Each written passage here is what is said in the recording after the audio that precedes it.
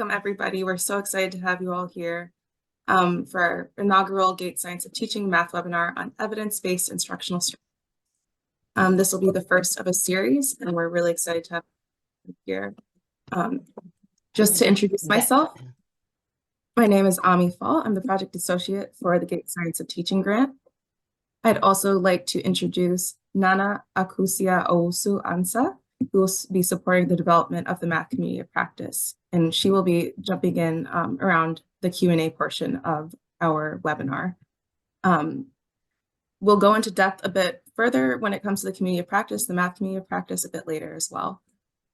And just to give you an idea of who is joining us today in the bigger group, we have a very diverse group today, which is really exciting. We're joined by people from India, Ghana, Belgium, Canada, Malawi, Turkey, the US, the United Kingdom, Philippines, Nigeria, Sierra Leone, South Africa, Zambia. We're made up of education project implementers, early grade teachers, academic admin, professors, researchers, current and former teachers, education managers, consultants, PhD students, social workers, and we have a wide range of organizations and universities in attendance, and a range of people who are new to early grade math in low and middle income countries, some with a bit of experience, and then those with expert level experience. So we have quite a range there. Just to briefly touch on our agenda, we'll start out with introducing our three presenters. We'll go into the purpose of the webinar series and the community of practice. We'll have our two presentations, a Q&A session, a breakout session for about 25 minutes. We'll regroup, and then we'll have our closing remarks where we'll also go into depth about how you can become a part of the math community of practice.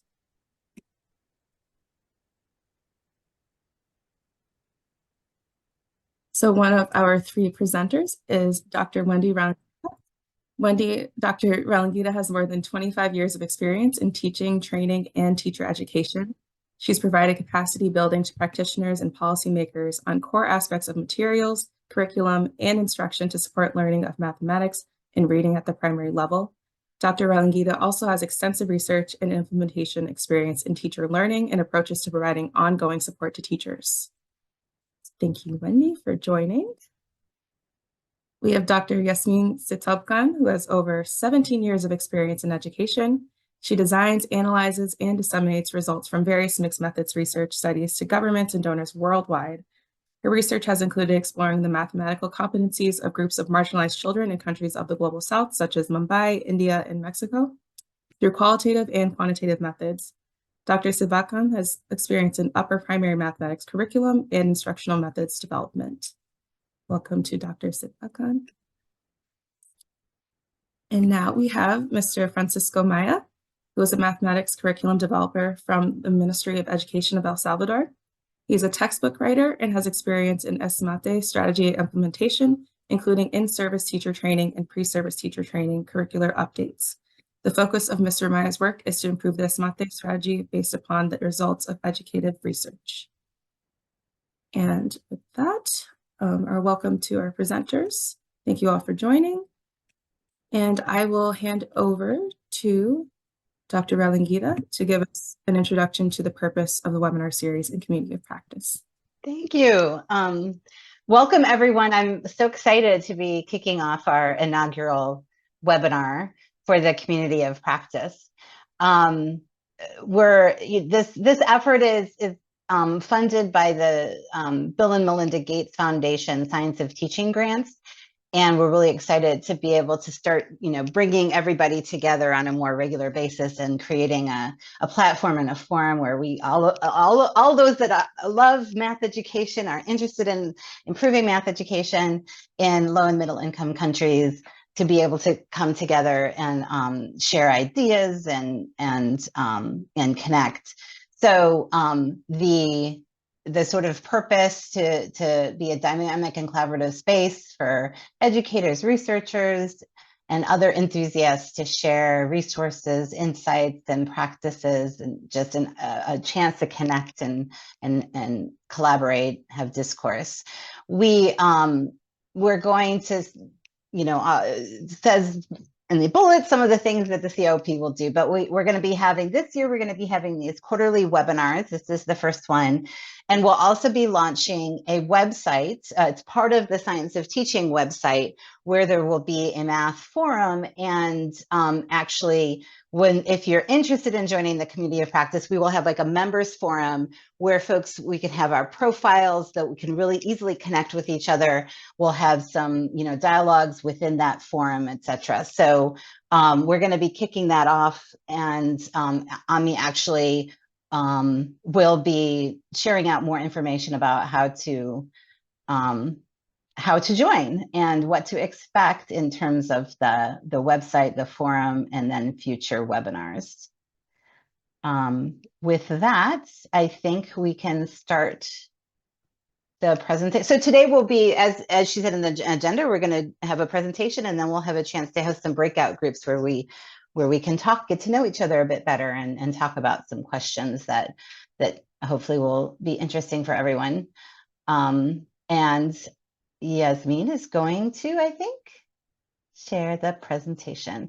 So Yasmin, myself, and Francisco are going to be sharing findings from a study that we had carried out over the last couple of years called the Numeracy at Scale study.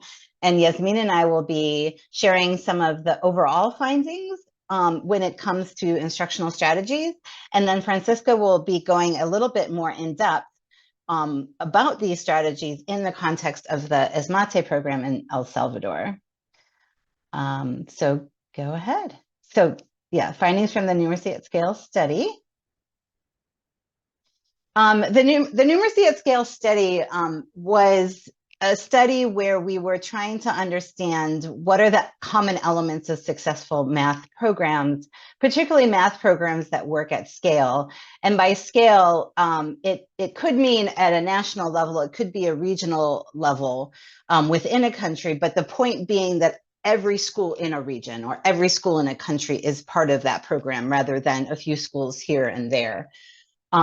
And just really trying to understand what are the common elements that may be explanatory about how these programs had their successful impact. So the programs, as you can see in the map, there were 2 in India, 1 in Madagascar, 1 in South Africa, 1 in Jordan, and 1 in El Salvador that Francisco will tell us more about at the end. We had 3 research questions on the study. The first really focused on the classroom or ingredients, or really what were the teachers doing in the classroom? What are the teaching practices or instructional strategies that lead to learning in these programs? The second question focused on the training and support that teachers receive, and the third one was really looking at systems elements that support the teaching and learning. So we'll be focusing in this presentation on research question 1. The methodology, it was a mixed method study. In each country, we had a number of different quantitative tools, interview tools, math observations or lesson observations. We had the mathematical knowledge for teaching survey, and carried out these or used these tools in between 80 and 130 schools per country. It depended on the country. And then we had qualitative tools as well, where we really did a deep dive into 10 schools out of that quantitative sample, 10 schools that qualitative researchers went to, observed math lessons, which was a qualitative tool, much more in-depth tool, had open-ended interviews with the teachers and carried out cognitive interviews with students. And then we also did semi-structured, more open interviews with a number of different ministry officials and folks that are responsible for teacher training and coaching. So now we can jump into the findings. So when we looked at both the quantitative and qualitative findings for the first research question, what are the instructional strategies or teaching practices that lead to learning? We found 4 main themes that really cut across all the programs. And so we'll be presenting these 4 themes and talking a little bit about some of the key factors that sort of came out to us as we were looking at these at the findings. So the first is the use of multiple representations. Every program that we looked at used multiple representations in instruction. And, we're all familiar with, the idea of using concrete materials, using pictures and images, which can include both sort of drawn pictures of the materials, or it could be a number line or a hundreds chart. And then, of course, the abstract mathematical symbols. And what we found particularly interesting under this theme was some common sort of sub-themes about how the teachers were using multiple representations. For example, one of the important sub-themes here is that teachers would explicitly link the representations. So rather than sort of today using counters and the next day just jumping to numbers, actually explicitly drawing those linkages. So this is an example shown here from the Madagascar program, where the teacher showed them, how to put counters together to add, here's 3 and here's 3, together we have 6. Then explicitly showed on the board how you can do the same thing through a drawing, and then at the same time linking with the numbers, with the number symbols. So really enabling children to eventually connect those and develop a better understanding then of the abstract. And then the third bullet or the third sub-theme was ensuring that students use the concrete materials and other models themselves. And this, the graph shows from some of the quantitative data across programs, the large percentage of students who really had their hands on the materials themselves during independent or group work, which really is counter to some of the more traditional methods. In Madagascar, for example, we also had control schools. And in those schools, the students were much more likely to actually just have an opportunity to observe the teacher using the materials. So they may have the concrete materials, but the teacher used them and the students just watched and didn't have an opportunity to use them. So this was something that really stood out across programs, that students had their hands on these materials. And I will now pass over to Yasmin to continue with the other themes. Yep. Thanks, Wendy. And so one thing I'm not sure if we said this or not, but feel free to put any questions you have throughout the presentation in the chat, and we'll have time for a Q&A afterwards. But if you have questions as they come up, feel free to put them in the chat.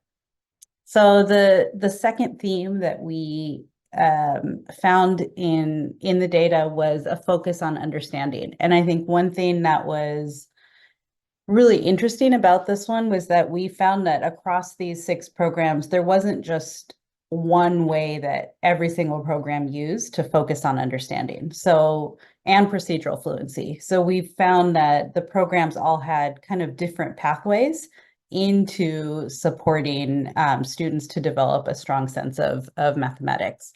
So one thing we found was asking questions for which there's more than one right answer. So just, asking a question where it's not just what's 2 + 2, but something beyond that.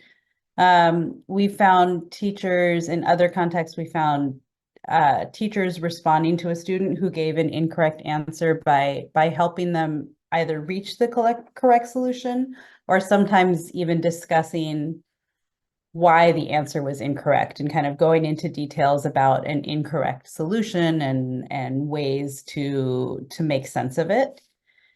We also found in some classrooms encouraging students to use multiple strategies, and in some cases to also discuss their mathematical ideas. So this little image on the right that you see is from Jordan, and a teacher was assigning a set of problems for independent practice. So she said, each of you can solve it in your own way. So she was really encouraging these students to use multiple strategies. And you can see at the end, after having some students show their solutions on the board, she said, some of you solved it through drawing, some solved directly, some used repeated subtraction, and some of the students linked division to multiplication. So she's really talking about, here are some problems, and everybody used different solutions. And, she even said, you are wonderful. Like she was encouraging the use of multiple strategies.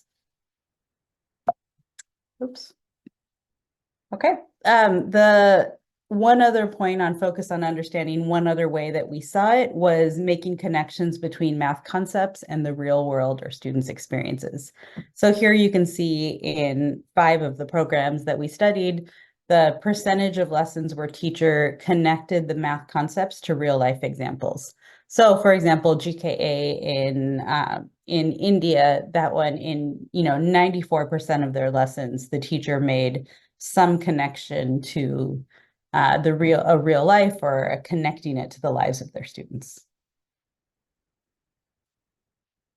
Okay, our third theme was active student engagement. So teachers really ensuring that all students were engaged and have opportunities to participate. And this was something we saw across all of the programs, that all of the students were actively engaged. The way we saw this was using a variety of questioning techniques. So, sometimes we see classrooms where teachers use repetition or choral responses for the entire lesson. And what we saw here was there was a variety of methods. So a little bit of choral responses, sometimes, questions to an individual student or to a group of students, sometimes a little bit of repetition, but we saw a lot of variety in how teachers were engaging students.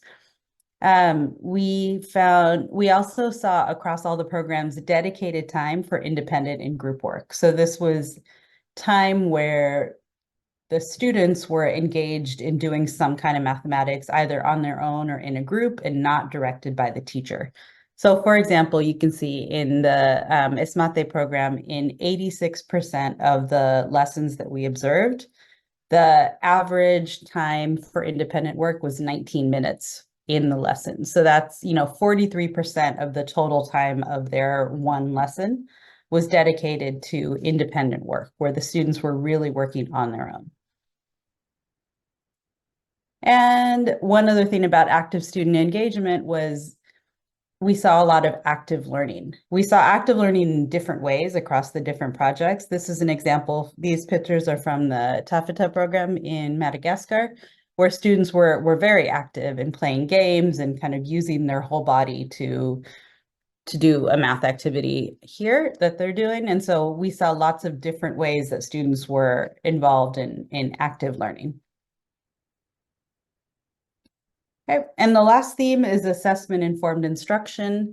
One of the things we saw was monitoring students while they work and helping students who appeared to be struggling. And we saw this across all of the programs, that teachers were, while students were engaged in independent work, teachers were walking around, they were monitoring student work.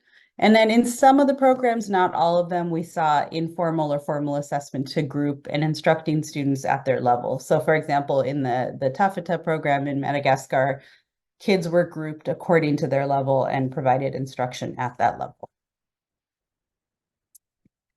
And I'm going to now pass it over to Francisco to understand some of these strategies better in practice. Thank you very much, Jasmine. Well, in my case, I will try to explain a little deeper some key points of the SMART strategy.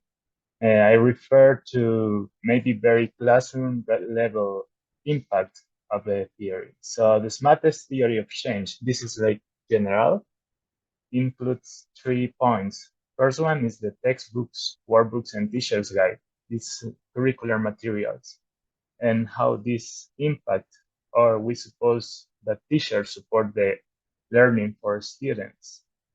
In this case, as referred before, instruction and formative assessment is used to promote the students' learning, which is the third component of this strategy.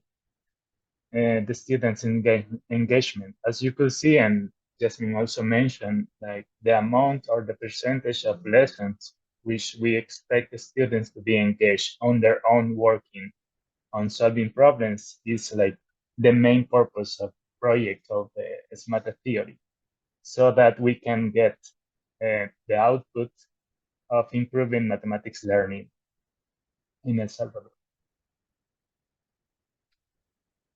So the first topic concretely speaking, the use of multiple representation, I think it's approached in different ways. So I'm going to start coming from the textbooks. For example, we have in the textbook the use of counters, but it's supposed to be in progression. So it means we use the concrete. In this case, for the server, we use bottle tops. And this is example for grouping sense of addition, for example. And then we just step by step go into more abstract materials. For example, this is a kind of 10 frame, which include units and tens, and also we have for the hundreds, like the square, right? So coming from that, we try to introduce the place value chart by using the same kind of concrete materials. But maybe the key point here is to have a correct approach to little by little. We don't expect students to use the concrete materials all the time. We want them to pass into the next level, into abstract way. So after this, we keep going by using flashcards, for example. Next presentation.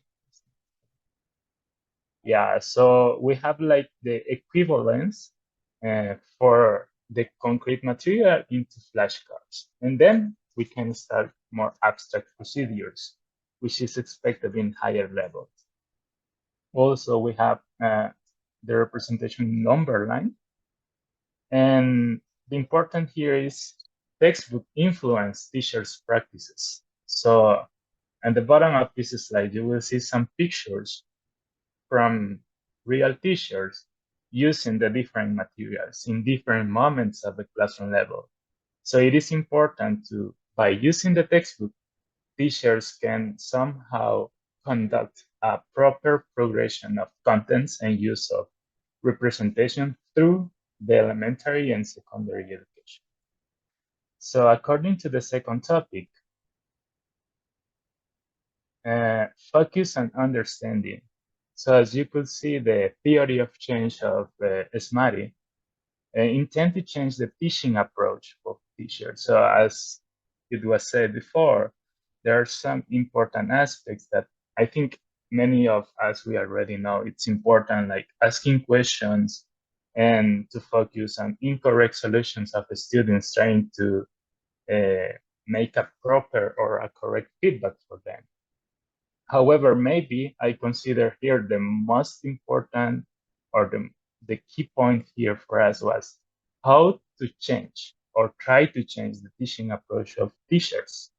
This is maybe one of the more difficult points when you try a new approach for them. So in this case, we have the relation between the support from teachers into the through the instruction, formative assessment, and feedback. And we have a strategy due to the conditions of the country and the low income. We need like low income policies into the teacher professional development programs. So we tried the most for them to provide opportunities for pedagogical reflections, we call, which means some times into the academic year where teachers can share or discuss into topics coming from the evidence or trying to capture some evidence from the classroom. For example, notebooks, tests, it means like term tests they use, and we provide through the materials. For example, the teacher guide, it has some exams for them to be used at the end of the terms so that they can bring the results from students and they can compare each other and try to discuss about the which strategies they use in the classroom or at the classroom to improve. So they can mention, well, I try to ask some questions and I'm walking through the classroom and collecting through observation some incorrect solution from students, and depending if they are few students, so I just conduct individual feedback. But if they are more than half, so I can conduct like Blackboard explanation, etc. So this kind of comments, when they are in peers, maybe sometimes it's more effective. It's the case, or some cases we have observed in El Salvador at least. So through this methodology, we can try to change the approach. So the third topic, it's about the student engagement. As I said before, this is like a main topic for the strategy, is to engage students in learning time. Our strategy in this component is called like 20-20-160, which means that a student engage in their own learning time, 20 minutes at the classroom and 20 minutes at home by using the workbook, and 160 lessons in a year. So that's like the strategy for active student engagement. Next, please. Okay, so coming from the materials, the sections where we suppose students engage, for, in this case, this is second grade, so it's integrated with the homework. So the part for solution, we expect between this part and the part of exercising, they spend at least 20 minutes each lesson every day. So after the section, we have some homework. So we also expect, maybe you can click one more. Yeah, so student engage at home with that section, which is the last part of the textbook. So as ESMATE, we have like a complete relation between materials, what teachers supposed to do with these materials, and what we expect teachers and how they use the textbooks and materials. But we expect students will face at the classroom, involved into the learning of mathematics. So finally, assessment informed instruction. Some of the strategies here, it's as you could see in the strategy, is the student's notebook through observation, check, and feedback. But also important is how they use these results, as I mentioned, into the pedagogical reflection, so that they can compare, like to have a social incentive about how my peers are developing their students in comparison with me. So the next part is about a kind of relativization, which is coming from the national and regional results. So we try to give the teachers some incentives to compare, like to make a reflection about their own practice, which is how my instruction can be improved based on the evidence from students' learning. But that's what is important for us to try teachers, to make teachers understand that part. So about ESMATE, this is what I wanted to share with you, and I hope it's somehow clear. So I hand over to Amy or Jasmine, maybe. Thank you. Go ahead, Nana. Sorry. Thank you, Wendy, Yasmin, and Francisco for that insightful presentation. So would like to ask you to send your questions into the chat. We'll have that for about 5 minutes. I'm going to read out the questions, and then Yasmin, Wendy, and Francisco will respond to your questions. Thank you very much. While Francisco was presenting, we had a question, and then it said that making connections with real world was a very impressive, and we had about up to 94%.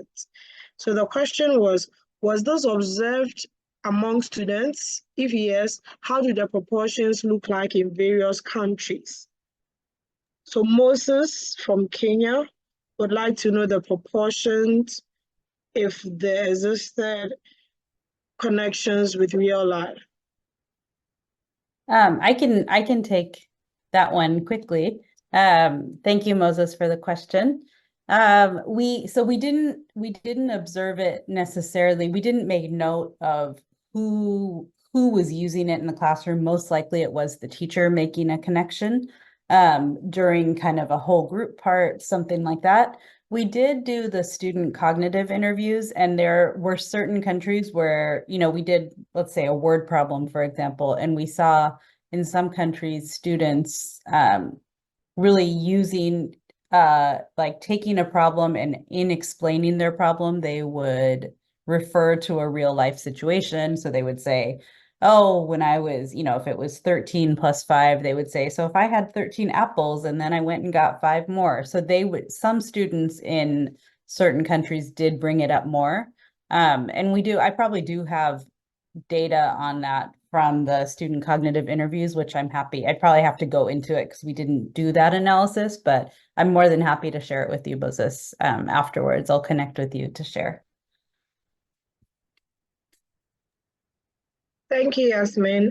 So that was a question in the chat.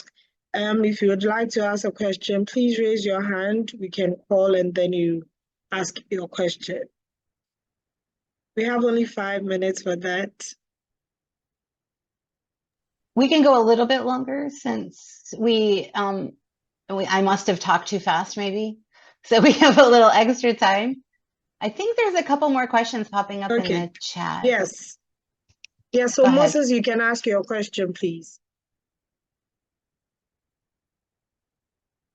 Moses from Kenya, please unmute. Yes, thank you. Thank you very much, Nana. Let me go to the chart and see which one, and thank you for asking the first one.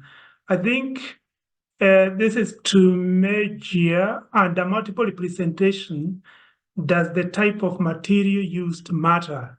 E.g., if I were to use the bottle tops instead of fresh cuts, or instead of beautiful flowers, or instead of some beautiful pieces of cloth, does that trigger any motivation or any better understanding when I'm teaching a certain concept to the learners? If it does, why I'm asking is because it would help me to choose the type of material that I need to use. But of course, if it doesn't, then of course I can pick any material. Of course, I know we are talking about locally available and relevant materials, but does the type of the materials matter? Yeah, thank you very much. I think it's a very interesting question, and actually, I think you somehow answer a part I was about to mention. Of course, it depends on the context, I think. For example, in the case of El Salvador, we use bottle cups, and we use also like seeds popular from the kind of crops we have. Some teachers they use. Also, I have heard like in other countries they use stones, like small stones. So as far as the objective of the use of the material is very clear for the teacher. For example, if I want students to manipulate, to let's say understand deeply the addition, the subtraction, the multiplication, to make groups, for example. So that's fine. It doesn't matter what kind of material it is. However, if I want to go deeper or go more abstract, so I need to change that kind of material to a representative of quantities. So, for example, the 10 frame, it's a more abstract, I think, a more abstract way than the stones or the bottle tops. So if I move on little by little, so I can have different kinds of, or a sort of materials for each step. that's fine. But if I don't confuse between each step, like for example, I want to use 10 frame instead of stones or instead of bottle tops, because it could be a little bit confusing for the students. So that maybe it's not correct. But to use a sort of material for teacher here, we have, for example, I observe a classroom where they have like some sticks, but I don't know why in that classroom the students start to play with the stick, not to use them to count. So I don't know, maybe because of the colors of the sticks, it distracted. So I don't get the objective. I cannot achieve the objective of that lesson. So depending on that, you can, I think, you can use a sort of materials for each level of abstraction. Thank you. Thank you, Francisco. I'm sorry, I skipped Samantha's question. So Samantha asked, could you please share the initial slide for the theory of change? So Yasmin, would you like to respond to that? I'll send it in the chat so everyone has a screenshot of it. Thanks, Samantha. Thank you, Yasmin. Ernest, you asked a question. Would you like to unmute and ask your question? Yeah, thanks. Yeah, so I was saying that is very innovative and informative study, and I wanted to know if there has been any sort of comparative analysis to look at the different constructs that you have discussed in your report. For example, if you talk about active student engagement, did you do any comparative sort of analysis to see how teachers from different contexts are applying this kind of or making sure that student engagement is being done? Was there any clear-cut distinction that you can find across the different contexts of how teachers are engaging students and what were the practices or what were they doing differently? I don't know if it was something that you looked at or you have analyzed in your data. Thank you. I wouldn't say that we analyze it specifically in terms of what are the differences in comparing that specifically. So in the very long report that's available on the website, that was the QR code was shown. We're going to share the slides at least through the website. I don't know if maybe you want to put or Yasmin put the Learning at Scale link in the chat. But anyway, in the longer report, we do talk about how, for example, student engagement looked different across countries. We couldn't really dig into why, but you know, this sort of puts them together and says, here are some of the things we saw. But in fact, part of what was really interesting was, I would say, under a lot of these things, there's a lot of variation in how they did it.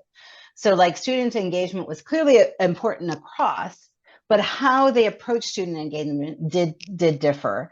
And for example, like in the Madagascar program, you saw the kids playing games. And they were basically following the teaching at the right level model. You know, and then in GKA in India, they're very, very focused on having lots of materials for the students to really put their hands on. In other contexts, it was maybe more just engagement in problem solving, not necessarily playing games or something. So there definitely was variation, which we just talk about descriptively in the full report. Good, yeah. Thanks, yeah. Thank you, Ernest. Francisco, someone was asking if you could share more about the 2020 160 strategy. Of course, well, about that strategy, what we wanted is our academic year, it's about 200, let's say, like lessons in a year. But of course, it's impossible for teachers to cover all the lessons. Like each day is a new lesson for mathematics for different reasons. Even because the one content is too difficult to be approached in just one lesson, or just because they have some sudden break because of something happens at the school. So that's why we reduce the amount of contents into only 80% of the amount of days for academic year. So that's why we have 160 lessons a year. So this is why it's coming 160. And 20 is each of these 160, we try to engage a student through the initial problem and through the exercising into the active learning. It means the students trying to solve the problems by their own. So that's another 20. And the other 20 is 20 minutes in the same kind of learning, but at home. So that's like the explanation for the strategy. Thank you. Thank you. Parents, please unmute and ask your question. Thank you very much. So I have a question around the evaluation design. I am sort of curious about how confident we are that the evaluation design accounts for, you know, different challenges that schools might face. So maybe this is a crude example. If we have a really crowded classroom, for example, and, you know, would the use of, how do we know that the use of like flashcards, for example, would work in that context? So I just want to know, in terms of the evaluation design, how confident are we that the study results can be sort of reliably scaled to different contexts? Thank you for that question. It's a great question. And I think we could go into a lot of depth on that. One of the things about the study, that the premise of the study was that we chose programs that already had results. So we were not evaluating how effective the program was. We had a criteria and had a selection process to choose programs that already showed successful results. And our goal was to uncover what are the types of practices that are using that were successful at scale in these contexts. So we weren't trying to link any of these to, let's say, a successful outcome. We were operating on the premise that these programs have already showed success, and we're more going in to say, they've already showed measures of success. What can we learn from them? So I don't know if that answers your question, but that was the way that we approached the study. No, thank you. I think that helps a lot. Thanks.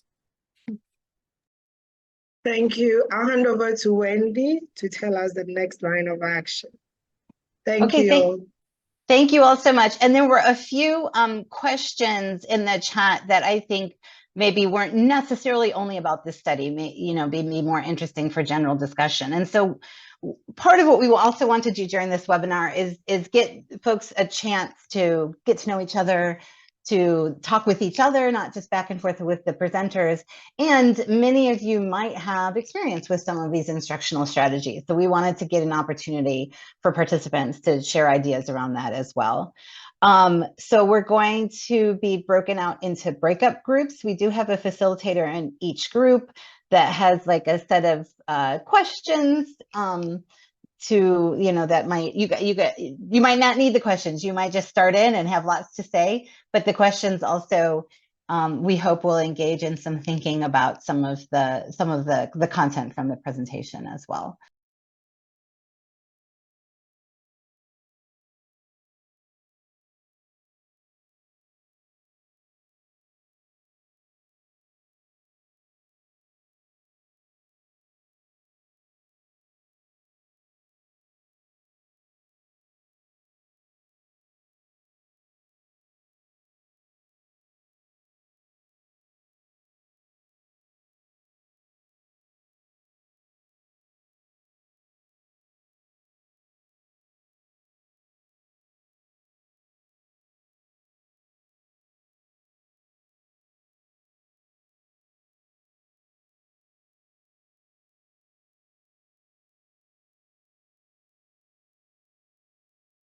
It always seems too short, doesn't it? Which is good. I think let's see. I don't know if we still have some groups out or if some groups ducked out after the after the breakout group. Because we're down to 28, but that's fine. So I hope you all had great discussions. I'm confident you did, actually. We did ask each of the facilitators to share some highlights from the groups, but I'm sure the facilitators will also, invite others in the groups to speak up. We just always, when you're doing small group work, it's good to, assign somebody as the reporter and assign somebody as the whatever. So that's what we did. We're gonna ask each of the facilitators. Let's see, who is group 1? Facilitator for group 1. I was group 1, Wendy. Okay. I So think Ingrid, share some reflections from your group. a few reflections. I have to apologize. My internet was shaky, so I kind of wasn't, we had a bit of a difficult time, but we continued the discussion. And we had a fascinating, we didn't assign a speaker, I'm afraid to say, so I'll just speak, but anyone else could add if they wanted to what I say, which probably won't sum it up all properly. What I thought was amazing was the range of people that were in our group from all over. And Wendy, you guys have pulled together incredible people working in different projects. And I think actually what I'd like to summarize on is what Tom said. Or Tom, would you like to speak and say what you said to all of us as what you would expect from a community of practice? Because I think coming out of the discussion and thinking about the kinds of people that we had, that was really, really meaningful and summarized things together very nicely for the kinds of things we could start to share as a community. Sure, I'm happy to, Ingrid. Yeah, so I was just thinking through the different levels of this community of practice and where we can all learn from one another here. And it strikes me that there are some kind of macro factors. We spoke about language of instruction in our group, but there's also, the ability to go to scale, how to interact with government, and some of those macro things that you have to have in place for programs to be successful. And then the next level is kind of what numeracy interventions look like and what are the component parts and how those fit together in terms of, are you producing teacher lesson plans? Are you producing materials to be used in classroom? What are you doing in terms of teacher training? And the third level I thought was fascinating from people who are obviously absolute experts in this group are, what the individual numeracy pedagogies are that are being used and how to kind of think through what has worked in different contexts and why.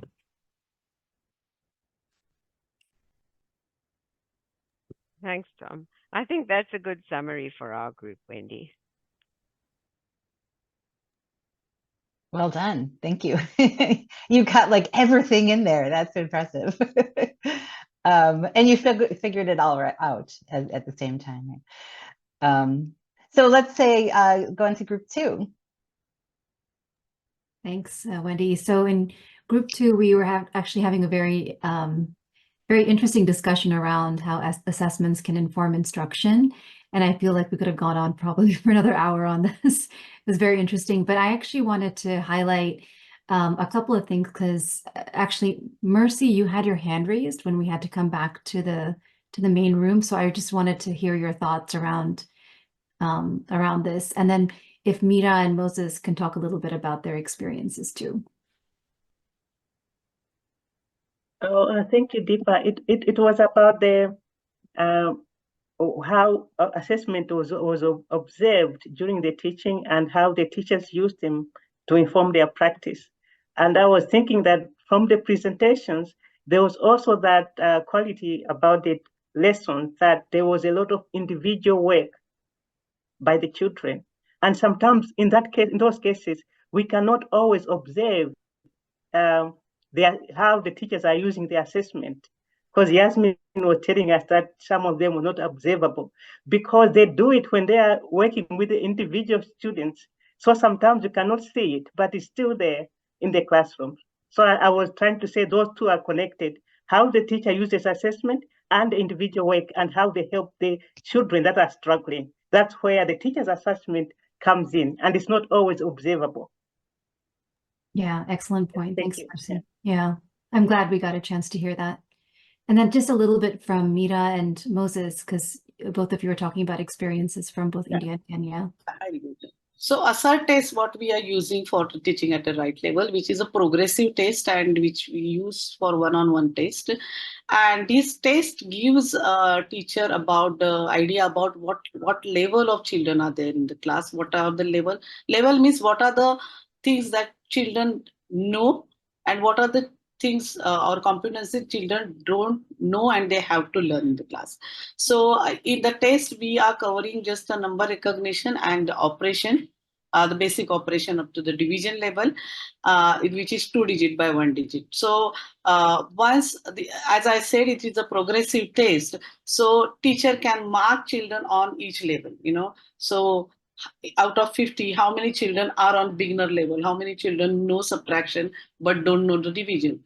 And how many on division? So on the basis of that data, it helps teacher to make the groups accordingly. So if there are multiple teachers in the school, then each teacher can go with the one level of children, and her responsibility to take those children on the higher level.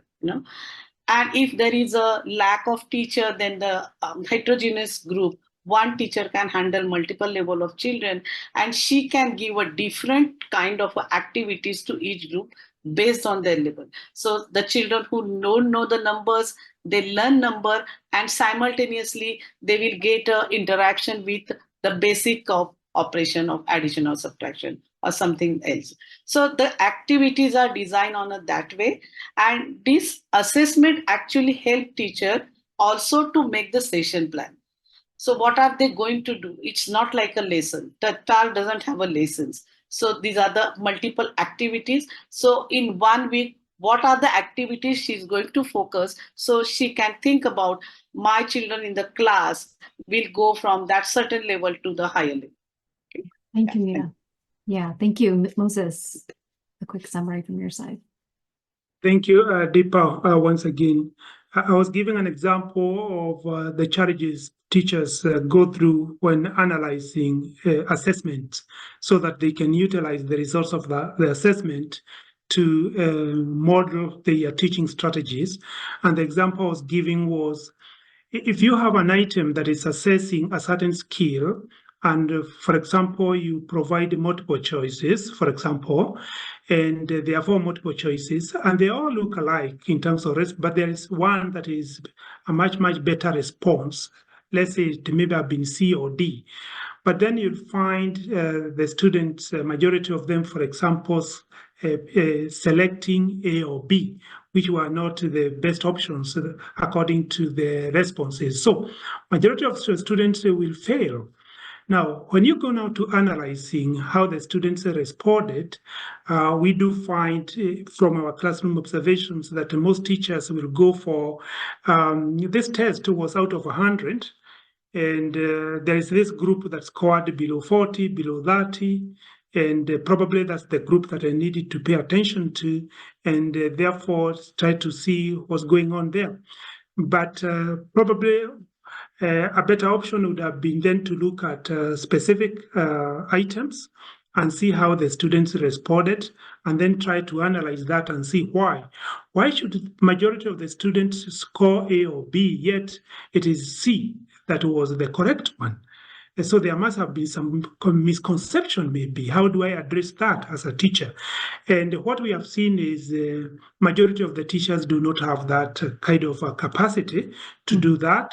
But they do recognize that probably that's what they need to do. And we were arguing that maybe they need more support from researchers, from other teacher support mechanisms, so that the assessment-informed instruction goes beyond, for example, looking at the 40% scored did not meet the benchmark, for example, to really relating to specific skills and how those skills are being taught. But the presentation resonated very well with the kind of things that we have also seen in this part of the world. Back to you, Deepa. Thank you. Thank you so much, Moses. Okay, Wendy, back to you.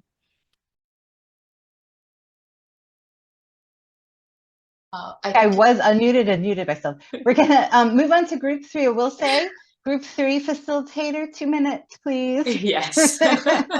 So one theme that popped out in our group 3, that majority of us believe that this was not surprising. These are best practices, these are good practices and themes that should be there in a mathematics classroom. We also had great questions. We had 2 major questions. One was regarding prioritization of these themes. And Stefan, please jump in if I'm not saying anything correctly or misinterpreting your question. But one was regarding how do we prioritize when we teach teachers regarding these strategies, which ones to do first, and the second question was from Lynn. And Lynn, I would like, if you're still here, I can't see you. Oh, I yeah. am. Yeah. Yeah. Go ahead. Okay, so the second was actually it was prompted by something that Stefan had said as well, which was, the whole the theme that came through of making the connections between the kind of concrete materials and the more abstract, that being something that was done in these various projects, that it is something that we've been struggling with hugely, that it is actually a surprisingly difficult thing for teachers to do. And we are sort of been grappling with a huge amount. How do we make that happen? And how do we help teachers to themselves see the connections and understand how to then enact that in a classroom? So we don't just end up, oh, today we're teaching the abacus, tomorrow we're teaching number, and they don't actually link. So it was something that we've been struggling with a lot, thinking about how at scale do we get those ideas well entrenched with teachers. Stefan, do you have any last questions or thoughts that I missed out on? No, you summarized it well. I mean, it's a large ambition, I think, if you look at like some of these priorities, like what Lynn said, or about assessment-informed instruction, and then balanced with a limited amount of time that we can work with teachers usually. Yeah, that's something we struggled with a lot, like not to overload CPD programs. Yeah. So that was my point. Thank you. Thank you. And just a comment on that. I mean, I think that's something that we are trying to really think about in science of teaching, is because we feel the same, that we've now had all these things that we're telling teachers to do in all these programs, and how can we expect, and it's like when you go in a grocery store and there are too many options, like you walk out without anything, right? And so that is something that we're talking about and trying to think about is like, where do you start? And maybe it's not the same in every context. Maybe it has to do with what they're already doing. So what becomes the lowest hanging fruit? But I think that's an excellent question to continue in the community of practice as we move forward and be thinking about it together. Thanks. And group 4. Thank you, Wendy. So in group 4, just like Panika said, we said that these were best practices that should be emulated in all schools. So in our group, we talked about the fact that the presentation showed that there was a shift from teaching just for teaching to teaching for learning, which is commendable. And then we had one member of our group for day, I think he has left, who talked about his usage of the materials in the numeracy of scale, which has been very beneficial. And he also shared with us other strategies that Sierra Leone is using to improve numeracy. Michelle shared something. Michelle, I can see you if you want to share what you talked about. Michelle? Okay, I think, yes. Thank you. I shared about most of these best practices. We use them in our locust private schools. We use counters like bottle tops, the straws from bottles. We also use flashcards. We use abacus, and sometimes the TPR, the total physical response. We teach our teachers to use them. We encourage them. We visit them, and give them feedback sometimes. So I think that is all. Yes. And then, Faris, if you could share with the whole group what you talked about in collaboration. 30 seconds, Faris.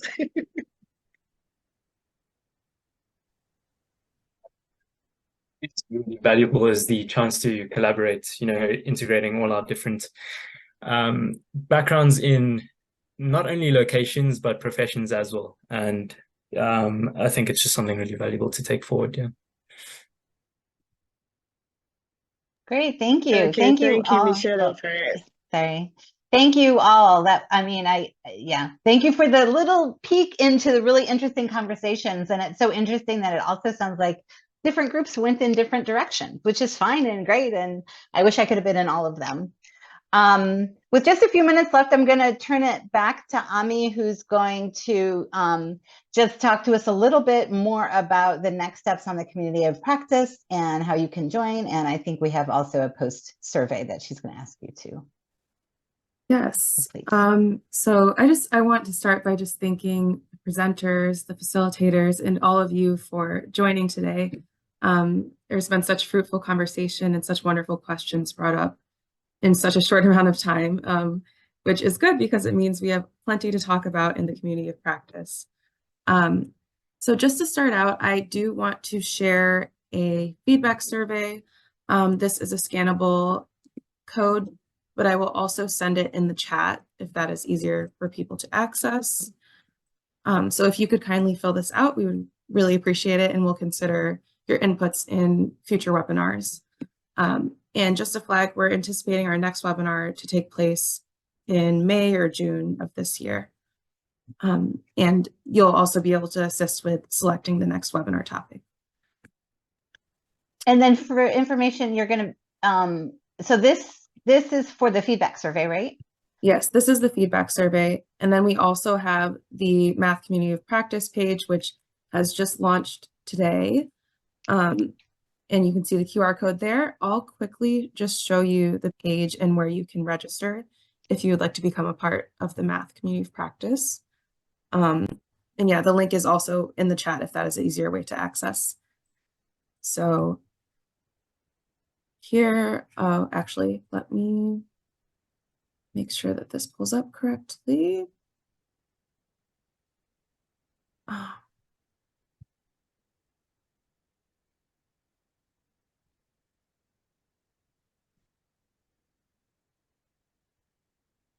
Okay, here it is.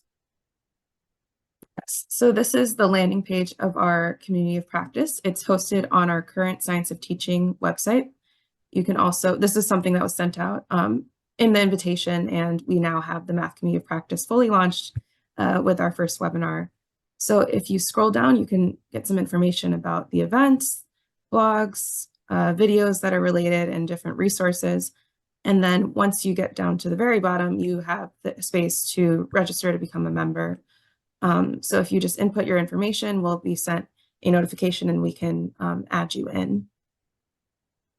So great. We do hope so maybe, that you join. Yeah, if you can put the link for the website in the chat and then maybe go back to the QR code. We'd really love for you to fill out the survey because that will help us in preparation for the next webinar. It includes asking about some of the topics you'd like to see, what would you like to see different in the next webinar. So we'd really love if you could take a minute or two to fill out the survey, maybe before you start the rest of your day or evening, as the case may be. Okay, yes, here's the feedback survey, and that link is also in the chat.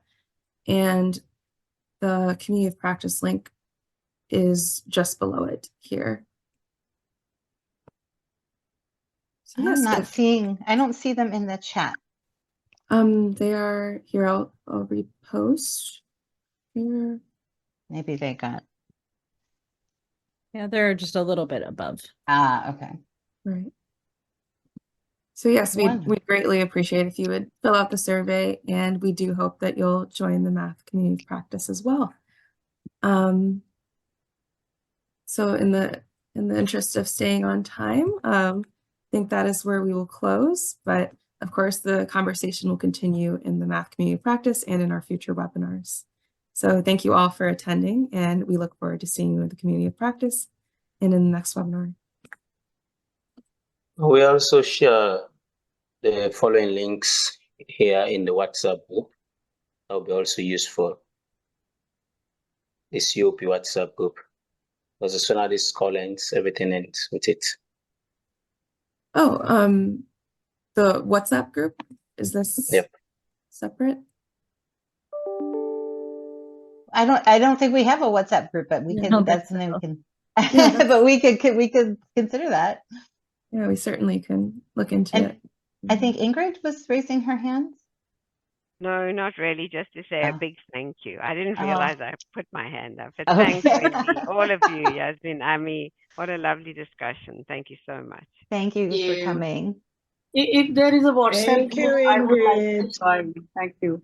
Oh, thank you for saying that. That we will note that as something to look at, because we hadn't thought about that. But that's a great idea to have a WhatsApp group, because that's an easy way to communicate as well. Yeah. Certainly. And we all the video and the recording will all be available on the website This week. this week. Yes, we will upload. And I'll also send out an email to everybody with the links to the survey and how to access registration for the community of practice as well following the meeting. So, great. Wonderful. Thank you all. Thank you all. Have a great rest of your day. Thank you. Bye. Thank you, Good night. Amy. Good morning, good afternoon.